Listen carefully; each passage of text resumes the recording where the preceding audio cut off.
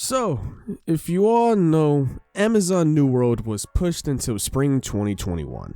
Now, I did play the day it was supposed to release back in August, but the dev team thought they should pull the plug on the game, work a little bit more on in-game content, and fill in certain content during the early to mid stages of this ambitious MMO world that is set in Eternum. The recent update to the game is called Reekwater.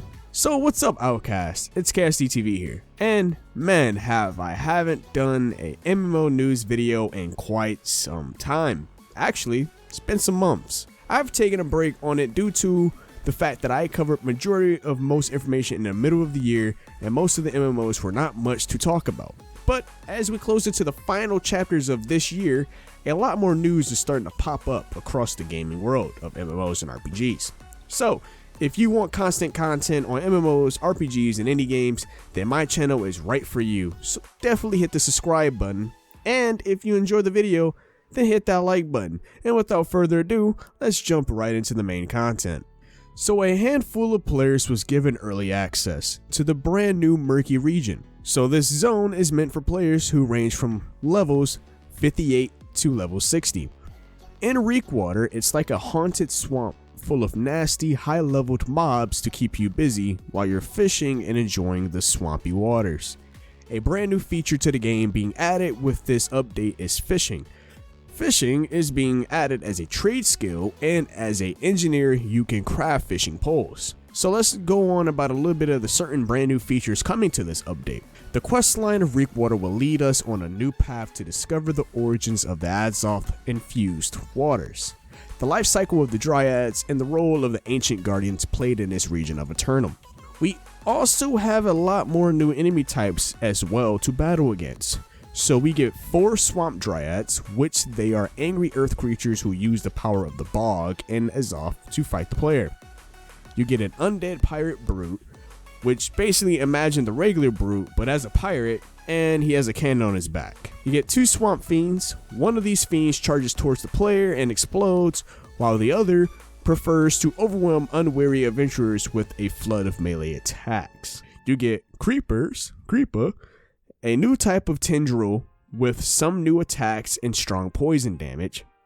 You get the Sufferance of the Elders, which is a swamp version of the beast that pulls minions from the ground, and it throws a spike as well. And last but not least, we get the Protector of the Source, which is a boss version of the Sufferance of the Elders with increased difficulty. The Protector consumes minions to grow stronger and throws out homing spikes. So since fishing has been added to the game, here's a few things to look forward to about this brand new skill. So you get a wide array of fish to all the waters of Eternum, freshwater and saltwater. They have added fishing rods as a new tree within the engineering trade skill. There are 5 tiers of fishing rods to be crafted. There are 11 unique perk types available for fishing rods.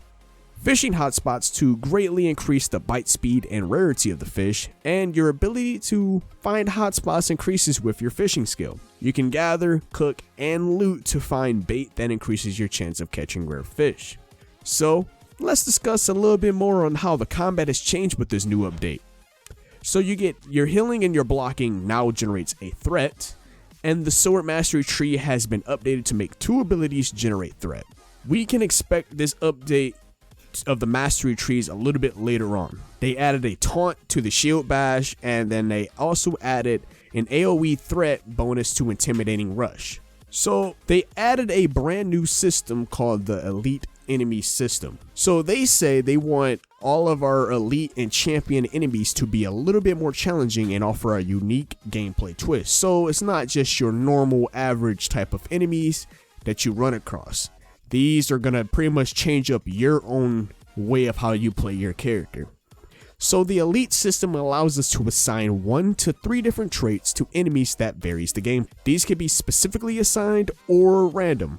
There are 3 categories of the traits. So you got your first category, which is offensive, which includes elemental damage, damage bonus, and block damage bonus.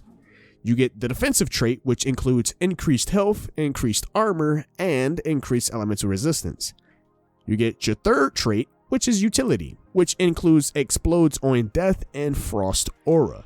Devs will continue to add more traits over time as the game progresses. They have also added an inherent elite buff that all elites and champions will get. This buff makes grit attacks unbreakable, but reduces the block damage they do, to allow tanks to better handle multiple enemies. The difficulty for level 50 combat has been increased across the board. They also noted that this will require even more fine-tuning moving forward as they try to refine the endgame content. So they're still working out kinks on when players get to level 50, because that's what their biggest worry, as I said earlier in this video. They needed more endgame content. Now, how do you guys like the brand new update? Is it something you guys will love to see from New World? Is this taking a turn in the right direction for this MMORPG? Tell me your thoughts in the comments section. My thoughts is, I believe the game is going in the right direction. Now, yes, granted, we got a lot of reschedules over the course of this year, but the way they pushed it till next year helps make the game better for players, especially in-game content. Because normally when a game comes out, we can normally beat this game within the first week.